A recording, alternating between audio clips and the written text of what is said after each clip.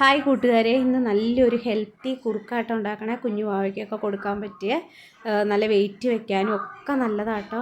അപ്പോൾ ഏത്തപ്പഴം ഡയറക്റ്റ് ഇടുന്നേക്കാളും കുഞ്ഞിനൊക്കെ ദഹിക്കാനും എല്ലാത്തിനും എളുപ്പം ഒന്ന് പുഴുങ്ങിയിട്ടോ. എന്നിട്ട് അതിലോട്ട് റാഗിയുടെ പൊടി ഇട്ടു. പിന്നെ മധുരത്തിന് ആവശ്യമുള്ള ഇച്ചിരി മധുരം കുറവായിരുന്നു. പിന്നെ പഞ്ചസാരയല്ല ഇട്ടെ, പനങ്കൽക്കണ്ട ആട്ടോ ഇട്ടെ, അതും.